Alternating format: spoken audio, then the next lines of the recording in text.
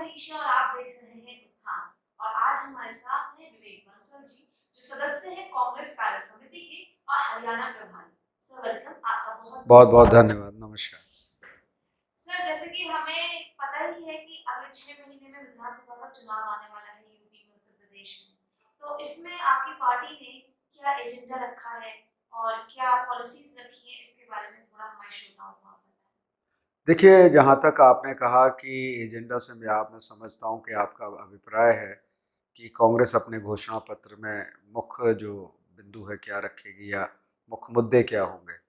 तो मैं आपको बताना चाहूँगा कि कांग्रेस ने इस बार एक नई पहल की है कि कांग्रेस पार्टी का घोषणा समिति के जो सदस्यगण हैं वो डिविजनल हेडक्वार्टर्स में जा रहे हैं और विभिन्न समूह के लोगों से मिल रहे हैं, उनकी समस्याओं का संज्ञान ले रहे हैं, उनसे इंटरेक्शन कर रहे हैं, उनसे संवाद कर रहे हैं और जो जानकारी मिल रही है उनको बिंदुवार उनको उनको संज्ञान लेते हुए और उसका समाधान के साथ हमारे घोषणा पत्र, ये एक बहुत ही अद्भुत तरीके का घोषणा पत्र होगा। एक अद्भुत पहल है, एक अनूठी पहल है। पहली बार शायद उत्तर प्रदेश में कोई राजनीतिक दल इसको कर रहा है। अलीगढ़ में उनको 14 तारीख को आना था, पर किसी कारणवश वो तिथि स्थगित हो गई है और जल्द ही इस महीने आएगी। तो पर लेकिन मैं ये बता सकता हूँ कि जो कांग्रेस की जो मुख्य उसकी जो अंडरलाइन है, उसकी जो थीम होगी, मेरे ख्याल से वो आम आदमी होगी, जो जो दबा कुचला है, जो रोज़मर्रा की ज़िंदगी जो जिसके बारे में जिसकी अनिश्चितता जिसको रहती है कि अगले दिन क्या होगा, अगले दिन उसका अस्तित्व का क्या होगा, उसकी रोजी रोटी का क्या होगा, मुख्य बिंदु वो रहेगा। और महिलाओं को लेकर जो महिलाएं कहीं ना कहीं आज कोरा नारा सा महसूस होता है कि जो महिलाओं को लेके जो बात नारा दिया जा रहा है इस सरकार के माध्यम से, सशक्तिकरण की चाहे बात हो, चाहे शिक्षा की बात हो, जिस तरीके से महिलाओं के साथ जो घटनाएं घटित हो रही हैं, आए दिन हो रही हैं, आप अखबारों में पढ़ते हैं, कुछ का संज्ञान लिया जाता है, कुछ में अपराधी पकड़े जाते हैं, कुछ में नहीं पकड़े जाते हैं। तो बहुत ज़्यादा बहुत ही दयनीय स्थिति है। तो हम चाहेंगे, हम अपना जो हमारे जो मैंने आपसे जैसे कहा कि महिलाओं को किस तरीके से उनकी सुरक्षा की बात हो, उनकी शिक्षा की बात हो और उनके उत्थान और सशक्तिकरण की बात हो, उनमें आत्मविश्वास हो, उनकी अस्मिता हो, उनकी इच्छा शक्ति हो, उनकी महत्वाकांक्षा को कोई रोकने का प्रयास ना करे, कोई अवरुद्ध पैदा ना करे, उत्पन्न ना करे। जी, जी। तो ये आपने कहा कि ये आने वाले जो विधानसभा इसमें आपके मुख्य बिंदु रहेंगे। ये भी क्या पॉसिबल है ये कि आपकी जो पार्टी है वो किसी के साथ मिलकर लड़ रही है या फिर अभी आप अकेले इंडिविजुअली लड़ना चाहेंगे? देखिए, जहाँ तक आपने कहा कि हम किसी के साथ गठबंधन करेंगे कि नहीं करेंगे, इस पे मैं अभी कुछ टिप्पणी नहीं कर सकता हूँ और होगा कि नहीं होगा वो आने वाले समय में। पर मेरा जहाँ तक इसमें टेक है कि पार्टी को अलग चुनाव लड़ना चाहिए और राजनीति एक अनिश्चितताओं का खेल है। हफ्ते भर कहते हैं ना, a week is a very long time in politics. तो इसके बारे में तो आने वाले समय में क्या राजनीति, क्या किशोर मूर्ति है, और उसके अनुरूप ही घटनाएं या घटनाक्रम या गठबंधन की बात होगी। अगर आप कोविड की बात करें, कोरोना की बात करें, तो ये जो सरकार ने कोरोना जैसे डील किया है उसके ऊपर आपका क्या ओपिनियन है, क्या देखिए विचार है? देखिए मैं बहुत ही अमानवीय ढंग से, संवेदनहीन ढंग से और जिसे कहते हैं कि बहुत ही अक्रामकता के साथ, एक सक्षमता जिसमें नहीं थी, एक कुशलता नहीं थी, एक दक्षता देखने को नहीं मिली और जैसा मैंने कहा संवेदनहीनता, और सरकार उसके लिए तैयार ही नहीं थी। सरकार की प्राथमिकताएं विपरीत थी, उनकी प्राथमिकताएं राजनीतिक थी। आपने देखा कि पंचायती चुनाव की कोविड की अपने चरम पर था और पंचायत चुनाव घोषणा की गई। तो ऐसे अनेकों अनेक उदाहरण हैं कि जिनमें तमाम जो मानक हैं कोविड के, जो उसको नियंत्रण कर सकते थे, जो उसको रोकने के लिए आवश्यक थे, अनिवार्य थे, उनको दरकिनार किया गया। और इस सरकार ने, बड़े दुर्भाग्य की बात है कि आंकड़ों को छुपाया है लोगों को। आपने देखा कि सदन में जो स्वास्थ्य मंत्री का ही अगर वक्तव्य आप देखेंगे तो वो अपने आप में पूरी दास्तान इस सरकार की कलई खोलता है और ये सरकार किस रास्ते चल रही है, लोगों के साथ छलावे का, तथ्यों को छुपाने का, कि ऑक्सीजन की आपूर्ति से उनकी जानकारी में कोई भी मृत्यु नहीं हुई, ये इतना हास्पद लगता है। आपने देखा होगा, आप स्थानीय हैं, कि अलीगढ़ में ही कितने लोगों को ऑक्सीजन नहीं मिली और उन्होंने अस्पतालों के बाहर जान दी। दीनदयाल उपाध्याय में मुझे जानकारी है कि मार्च से और जून जुलाई तक 3 या 4 हज़ार मौतें हुई हैं, पर आंकड़े उनके कोविड के जो सरकारी अधिकृत आंकड़े हैं उसमें 100-125 से ज़्यादा नहीं है। तो ये इस तरीके से एक परपाटी बन गई है, एक पारदर्शिता नहीं है। ठीक है, आप स्वीकार कीजिए कि हमसे गलतियां हुई, तो तथ्यों को तो ना लोगों को पता तो होना चाहिए। आपने जब जो टीचर्स की जिनकी ड्यूटी लगी, आपने चुनाव में आपने ये भी कहा कि साहब किसी की मृत्यु नहीं हुई। हमारी नेता प्रियंका गांधी जी ने जब खुलासा किया, जब दबाव डाला, तो उन्होंने स्वीकारा कि 200 या 250 या 300 से ज़्यादा अध्यापकों की मृत्यु हुई। तो ये सब चीज़ें आपके सामने सब बातों को दर्शाता है, पुष्टि करता है जो मैं कह रहा हूँ इस समय, और आप खुद भी ये स्वीकार कर रही हैं। आपके जो प्रश्न में पूरा ये स्वीकारता कहीं ना कहीं छुपी हुई है, जो आप कह रही हैं कि कोविड में के से निपटने के लिए जिस तरीके से अमानवीय ढंग से जो एक मंजर, एक जो परिदृश्य देखने को मिला उस दौरान, वो मानवता के बिल्कुल विपरीत था। आपने देखा कि लोगों को बेड नहीं मिल रहे थे, लोगों को सुविधा नहीं मिल रही थी, टेस्टिंग 4-4 दिन बाद हो रही थी, और तब तक मरीज की स्थिति बद से बदतर हो रही थी। यहाँ पर मैं थोड़ा-सा आपको इंटरप्ट कहना चाहूँगी कि ये आप जैसे कह रहे हैं कि हमारे पास फैसिलिटी सुविधाएं नहीं थी और दिक्कतें जैसे आपने गिनाई, वहीं योगी सरकार को जिस तरीके से, और ये WHO ने, वर्ल्ड हेल्थ ऑर्गेनाइजेशन ने ये अप्रिशिएट किया है कि योगी सरकार ने जिस तरीके से हैंडल किया है सिचुएशन को पैंडेमिक। नहीं, मुझे सब ये आप जो कह रही हैं, मुझे अब कहाँ है अधिकृत, ये मुझे तो देखने को नहीं मिला। और अगर उन्होंने कहा, नहीं, अखबारों में देखिए बहुत सी चीज़ें हैं, इन्होंने तथ्यों को छुपा कर उनको जानकारी दी होगी, ये भी मैं आपको कह सकता हूँ।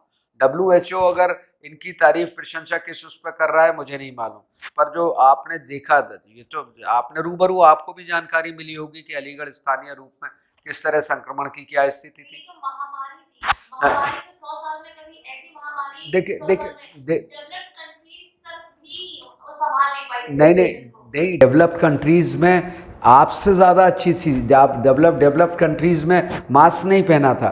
डेवलप्ड कंट्रीज़ ने इसके नियंत्रण के लिए वो लोग खुलेआम उन्होंने किया था। तो डेवलप्ड कंट्रीज़ में अगर हुआ तो कोई आश्चर्य की बात नहीं है, पर लेकिन उनके यहाँ फैसिलिटीज़ की कमी नहीं हुई। ये आप अमेरिका में आप देखिए, फैसिलिटीज़ की कहीं कमी नहीं थी, ऑक्सीजन की आपूर्ति नहीं थी।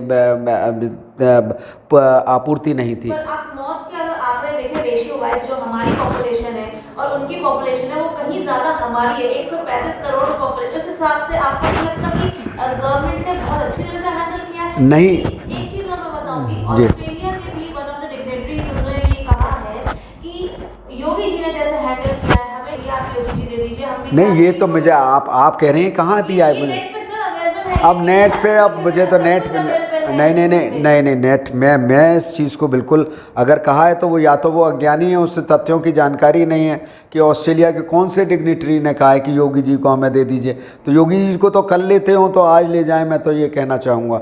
जिस तरीके से उनका जो पूरा जो कार्यकाल है, जिस तरीके से, मैं तो आपको सामने कह रहा हूँ ना कि तथ्यों को आप जानकारी ले लीजिए कि मार्च से और यहाँ कितनी मौतें हुई हैं और दीनदयाल अस्पताल में, और अगर 3-4 हज़ार लोग मरे हों तो कहिएगा, और सरकारी आंकड़े क्या कह रहे हैं आप उसे उठा के देख लीजिए। अगर मैं आपसे सीए की बात करूं, आपके ही लीडर्स, आपकी ही पार्टी इसको अपोज कर रही है, और ये क्यों अपोज हो रहा है? देखिए, धर्म के नाम पे राजनीति जो है, नागरिकता का संविधान हमारा नहीं कहता कि धर्म के नाम पे मतभेद भेद कोई अलग मानक किसी को नागरिकता देने के लिए होंगे। धर्म के नाम पे for the constitution all religions are going to be at par. That is our main opposition to this CAA bill, which they are doing. They are basically hurting the spirit, striking at the spirit of the constitution. Times of India के paper में आज ही के निकला है, Congress spokesman है जयवीर शेरगिल, जो आपके spokesman है, उन्होंने ये कहा है कि अफगानिस्तान में से लड़ाई चल रही तालिबान अफगानियों के बीच में, वहाँ से सिख और हिंदू लिया है, वहाँ पर सीए का कोई जिक्र है कि अगर आपने ये कहा है, गवर्नमेंट ने सीए कहा है, तो उसके चलते आप अपने हिंदू और अपने सिख वापस लिया है। हाँ ठीक है, उन्होंने ये बात कही है, उन्होंने सीएए को सपोर्ट किया है। हाँ ठीक है, नहीं नहीं सपोर्ट नहीं किया। देखिए उन्होंने ये कहा है परसिक्यूटेड जो हैं, परसिक्यूटेड जो इंडियंस हैं वहाँ पर जो जाके बस गए हैं, उन्होंने कहा होगा तो वहाँ से वो आप ले आइए। वहाँ से अगर हिंदूज परसिक्यूटेड हो रहे हैं तो उसमें तो कोई वो सीएए तो ये है परसिक्यूटेड नहीं, परसिक्यूटेड हिंदू परसिक्यूटेड वहाँ से मुस्लिम्स भी आए हैं, ऐसा नहीं है, परसिक्यूटेड मुस्लिम्स भी आए हैं वहाँ से। बांग्लादेश में एक सेक्शन है जिनको वो नहीं स्वीकार करते हैं। ये जो सीएए है इसमें परसिक्यूटेड, इसमें इस्लाम इसलिए नहीं जोड़ा गया क्योंकि ये वही इस्लामिक कंट्रीज के लिए पाकिस्तान वहाँ एक सेगमेंट मुस्लिम्स का भी है जो यहाँ आया है। अगर मुसलमान को वापस आना पड़ा है तो फिर इस्लामिक कंट्री का मतलब क्या नहीं, है? इस्लामिक कंट्री इससे क्या मतलब, बहुत से उनमें अपने आप में शिया सुन्नी का मतभेद नहीं है। वहाबी हमारे यहाँ वहाबीज और देवबंदीज का वो नहीं है क्या, बरेलवीज का नहीं है क्या? सर लेकिन जो आपका नेहरू लियाकत पैक्ट है जो 1950 में साइन हुआ, केस पे हुआ था कि जो माइनॉरिटीज हैं अफगानिस्तान, बांग्लादेश, पाकिस्तान में, उन माइनॉरिटीज को आप ध्यान रखेंगे फोर्सफुली। वो कैसे रखेंगे अफगानिस्तान को, वो क्यों रखेंगे ध्यान अफगानिस्तान में? क्या कर, अरे मैंने लियाकत नेहरू दो अपने कंट्रीज का कर सकती हैं, तीसरे कंट्रीज को क्या क्या क्या? सर सीएए इसलिए आया था कि जो पैक्ट हुआ है नेहरू लियाकत पैक्ट 1950 में ये साइन हुआ है, उसमें ये कहा गया था कि जितनी भी आपकी माइनॉरिटीज हैं उनका ध्यान आप रखिएगा, फोर्सफुली कन्वर्जन नहीं होना चाहिए, और अब आपका जो माइनॉरिटीज है वो हम ध्यान रखेंगे। ठीक है। लेकिन हुआ क्या है, पाकिस्तान में आप भी देखते होंगे आए दिन कन्वर्जन होते हैं। अभी हाल ही में 2 दिन पहले ही हनुमान मंदिर तोड़ा गया है, बहुत इसका वायरल हुआ था, वीडियो न्यूज आई थी मीडिया में। तो ये जो कन्वर्जन वहाँ फोर्सफुली हो रहा है, वहाँ से भागकर जो लोग आ रहे हैं, खास तौर से जो ये 7 रिलीजन के बारे में बताया गया है, तो उनके लिए है कि आप परसिक्यूटेड है, कम टू इंडिया और वहाँ पर आप रहिए। अब देखिए इसका मैं आपको एक और बताऊं, पहले तो आप ये जो आप तो जो समांतर उस पर रखती हैं, first of all Pakistan is not a secular nation, it's an Islamic nation. उसके बावजूद अल्पसंख्यकों की रक्षा करना उनकी जिम्मेदारी है, और जहाँ जहाँ इस तरीके के, हमारे यहाँ भी इस तरीके के प्रकरण होते हैं, माफ़ कीजिएगा, इसके कुछ इस तरीके के हो रहे हैं आजकल, जिस तरीके से हो रहे हैं वो भी इसी तरीके के, इसके समांतर नहीं तो कुछ ना कुछ इस तरीके के हैं। दूसरे, आपने सीए के तहत आसाम में हिंदू ज़्यादा डिफ्रेंचाइज आपने किए हैं, वहाँ आप देखिए जो उनकी नागरिकता जो रिव्यू में आ रहा है उसमें हिंदूज़ की नागरिकता आपने ज़्यादा ख़त्म की है। तो क्या सीए जो अपना ऑब्जेक्टिव, अगर आप उसकी परिभाषा से जाएं तो उस वही नहीं कारगर हो रहा, उसमें हिंदू ज़्यादा उसमें प्रभावित हो रहे हैं। पर सर जो परसिक्यूटेड है यहाँ पर वो प्रभावित हो रहे हैं, वो तो एक अलग चीज़ नहीं, क्यों अलग क्यों होगा? अलग आसाम में उनकी नागरिकता उन छिन रही है, क्योंकि वो बेसिकली तो ये प्रभावी अब वहीं हो रहा है ना, ये ज़्यादातर तो जो आसाम इसका केंद्र बिंदु है। हाँ, आसाम से वहाँ एनआरसी के भी हाँ प्रॉब्लम हाँ है, हाँ, एनआरसी तो वहाँ हिंदूज़ को, वहाँ जो डिफ्रेंचाइज हिंदू हुए हैं, इसमें अभी जो इसमें एनआरसी जो उसमें जो सर्वे नहीं अब आ गई है। अरे एनआरसी में आप देखिए, आप उसमें डिफ्रेंचाइज जो है हिंदू ज़्यादा है, वही तो वहाँ पे इट वाज इलेक्शन में भी ये इशू था। हमारा इशू इस वक्त वो तो एनआरसी का इशू हो गया, हाँ, पर हम सीएए पे थे, अभी हाँ, जो अपोज हो रहा था, हाँ, हाँ, जो मुस्लिम्स को लेके हो रहा था बेसिकली। हाँ, हाँ, हमारा सवाल यहाँ पर आपसे ये है कि जो इन्होंने सीएए कहा है, गवर्नमेंट ने जो बोला है वो ये बोला जो परसिक्यूटेड माइनॉरिटीज हैं, तो मुस्लिम्स वहाँ पर इस्लामिक कंट्री में, क्योंकि पाकिस्तान, बांग्लादेश, अफगानिस्तान, तो फिर ये जो विभाजन हुआ था, पार्टीशन हुआ था, इसकी जरूरत ही नहीं थी। अब इसका अब ज़रूरत थी कि नहीं, तो ये आप तो ऐसे कह रही हैं जैसे कांग्रेस ने ये विभाजन कराया है। जो उस पैक्ट को जो नहीं लागू किया जा रहा है, वहाँ पर जो माइनॉरिटीज को वहाँ पर नहीं प्रॉपर्ली रखा जा रहा है, कन्वर्जन आए दिन हो रहा है, इस वजह से तो इसको तो आप फिर जितने भी प्रभावित लोग हैं उनको आप निमंत्रण तो दीजिए कि आप आइए यहाँ, हम आपको स्वीकार कर रहे हैं। आप क्यों नहीं करते हैं? आप क्यों सीमा बंद किए हुए हैं? उन लोगों को बुलाइए आप। तो सर जो अगर आपका, देखिए, किसी भी नागरिकता के लिए परसिक्यूटेड, तो आप परसिक्यूटेड कोई भी अगर हो रहा है, रोहिंग्याज हो रहे हैं, उनको भी बिल ले लीजिए आप। सर वो तो ऑलरेडी अ- इस्लाम में है अरे ऑलरेडी, वो जो नहीं, है। अरे तो इस्लाम यानी यही तो आ गया ना कि इस्लाम को आपको नहीं नागरिकता देनी है। इसका मतलब तो ये हुआ नहीं सर, नहीं सर। इस्लाम का अनुयायी जो है उसको नहीं देनी है। बर्मा से जो आ रहे हैं रोहिंग्याज, उनको भी तो परसिक्यूटेड है। वो आपके यहाँ आ गए, अब उनको नागरिकता क्यों नहीं दे रहे हैं आप? नहीं सर। आप दोहरी नीति आप रख रहे हैं। जो संविधान कहता है कि नागरिकता के मुद्दे पर आप सबको एक निगाह से एक मापदंड होगा, ये है मेरा कहने का। चलिए सर, हम नेक्स्ट सवाल पे होते हैं। बहरहाल जो है सीए सिर्फ 3 देशों के लिए था, बर्मा के देश के लिए नहीं था।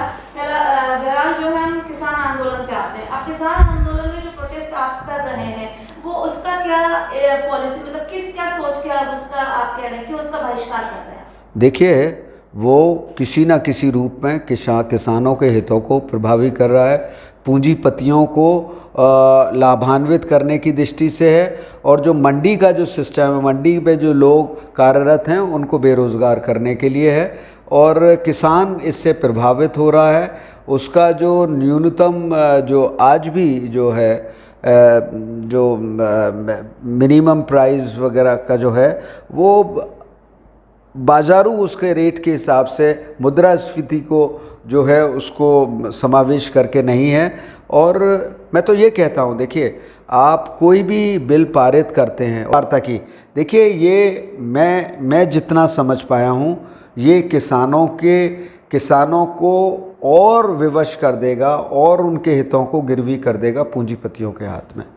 पर इसमें जो एपीएमसी की बात की गई है, एपीएमसी जो है उन्होंने ये, सरकार का ये कहना है कि उसी के बराबर जब हम प्राइवेट मंडियां लेके आएंगे तो एमएसपी तो रहेगी रहेगी। उनका ये कहना है एमएसपी कहीं नहीं जाने वाली है, और इसके लिए वो राइटिंग में एश्योरेंस देने को तैयार देखिए, हैं। एमएसपी कैसे रह पाएगी? एमएसपी वही तो कह रहे हैं हम कि उसमें आप ये कह दीजिए कि जो एमएसपी का नहीं करेगा वो कॉग्निजेबल ऑफेंस होगा, उसको बंद किया जाएगा। तो ये उसको तो सरकार ने नहीं, कहा है, सर नहीं, सरकार ने कहा सर कि नहीं एमएसपी नहीं नहीं रहेगी। नहीं, कहने से क्या, उसको कॉग्निजेबल, जो उसको हनन करेगा एमएसपी के, उसके खिलाफ मुकदमा दर्ज होगा। इस पे सरकार नहीं राजी हो और रही। दूसरी चीज जो ये कह रहे हैं, किसान कह रहे हैं कि किसानों के हित की जो बात की गई है, सरकार ने जो कही है कि वो एपीएमसी के अलावा प्राइवेट मंडियों में भी अब बेच सकेगी, उसके बारे में आप नहीं, तो कहेंगे? प्राइवेट मंडियों में बेच सकेगी, वो तो है ही है। प्राइवेट यही तो कहना है कि आपने कहा कि साहब सपोज रिलायंस का एजेंट है, ऑफिसर है, वो यहाँ छोटा जो 2-2 बीघे की या 2-2 4-4 बीघे की जिनकी खेती है, उनके पास गया, उनसे अनुबंध कर लिया ऑन एंड फैन। अब किसान को तो बेचारा, आपको मालूम ही है कि किस तरीके से फर्टिलाइज़र गिरवी कर्ज पे लाता है, किस तरीके से ये सूदखोर से, जो साहूकार से पैसा कर्ज पे लेता है, और वो इतना लाचार रहता है कि उसे ये नहीं रहता कि मैं निर्धारित मूल्य पे दूं। वो तो जितनी जल्दी अपना कर्ज उतार सके, तो उसमें बहुत ज़्यादा उस पर दबाव रहता है, और उसको जो है उसका शोषण की संभावनाएं बहुत रहती हैं। और यही है मेन जो मुख्य मुद्दा है कि किसानों का, छोटे किसानों का शोषण इस कृषि बिलों के माध्यम से ज़्यादा होगा। सर, तो जो टैक्स बचेगा, जैसे एपीएमसी में किसान जो है उनको टैक्स देना पड़ता है, एक स्टेट टैक्स देना पड़ता है, एक मंडी का टैक्स, तो वो टैक्स से जो बचेगा वो देखिए, वो जो टैक्स है वो उससे ज़्यादा कहीं जाएगा, जो मोड ऑफ ट्रांसपोर्टेशन है उसमें भी। और जो टैक्स देता है उसको जो है वो बेसिकली वहीं की जो मुलाजिम हैं उनको पे होता है, उसके रख रखाव के लिए होता है, मंडी के लिए। तो वो बिल्कुल डिफरेंट चीज़ है। और जहाँ तक आप कह रहे हैं टैक्स, वो बहुत नेग्लिजिबल, और उसमें जो ट्रांसपोर्टेशन में जो अपनी कहीं जे भेज के, अभी तक ये है कि 10-11 किलोमीटर की अवधि में मंडियाँ हैं, मंडी समितियाँ हैं, उसके बाद उसे कितनी दूर जाना होगा, कितना होगा, तो वो उससे कहीं ज़्यादा उसका ओवरहेड कॉस्ट आ जाएंगे। सर, अभी आपने जिक्र किया कि जो है ये उद्योगपतियों के लिए बहुत अच्छी चीज़ है, सिर्फ उन्हीं के लिए सोच के बनाया, किसान को सोच के नहीं बनाया गया। इसमें एक और है बिल, जो 3 बिल है, तीसरा बिल है इसमें कॉन्ट्रैक्ट फार्मिंग और डायरेक्ट फार्मिंग इसको कहें तो, जिसमें ये साफ साफ कहा गया है कि अगर कॉन्ट्रैक्ट होता है किसानों के साथ और बाय चांस अगर वो नुकसान में जाते हैं, बाय चांस सूखा पड़ जाता है, कुछ भी इनको दिक्कत आ जाती है, तो इसका सारी भरपाई वो कंपनी करेगी, किसान को नहीं करना पड़ेगा। नहीं तो वो तो देखिए, वो तो अभी भी सरकार करती है ना। अगर सूखा पड़ जाता है और उसका, वो तो सरकार करती है अभी भी, उसमें तो कोई ऐसी नई बात नहीं है। जब सूखा पड़ता है तो सरकार उसको कंपेंसेट करती है ना, अभी भी करती है वो तो। तो फिर इसमें दिक्कत क्या है? इसमें नहीं, दिक्कत दिक्कत ये है ना, कॉन्ट्रैक्ट फार्मिंग में शोषण होगा, उसको उसकी मूल्य से कम पर उसको, जो कॉन्ट्रैक्ट फार्मिंग में उसके जो जो न्यूनतम मूल्य है उससे कम पर भी संभावना ज़्यादा है कि उसको अनुबंध करेगा जो कॉन्ट्रैक्ट फार्मिंग में। मेन तो यही है कि शोषण की यही तो संभावना ज़्यादा बढ़ती हैं। और आपको उसके गोदाम से क्या दिक्कत है? अगर गोदाम में कह दिया है सरकार ने कि आप उसको इकट्ठा करके रख सकते हैं अपने अनाज को, तो उसमें ब्लैक मार्केटिंग तमाम होगी, जो लोग हैं वो अपने उसमें जमाखोरी करेंगे। मेन मुख्य तो ये चीज़ है। और जो अनाज अभी तक सड़े हाँ, इतने सालों में नहीं सड़ा तो वो तो आपकी मिसहैंडलिंग, एफसीआई की मिसहैंडलिंग पे कहीं ना कहीं, जो आप जिस तरीके से उसका आप लोग अनुश्रवण करना चाहिए ना कि आप you just throw the baby with the water. तो आपका कहना है ये सही नहीं है? बिल्कुल नहीं, मेरी कुछ घोर आपत्ति है। तो ये थे हमारे साथ श्री विवेक बंसल जी, जिन्होंने हमारे सवालों का जवाब बहुत ही बेबाकी से दिया। देखते रहिए उत्थान न्यूज। दिस इज ईशा है, साइन ऑफ।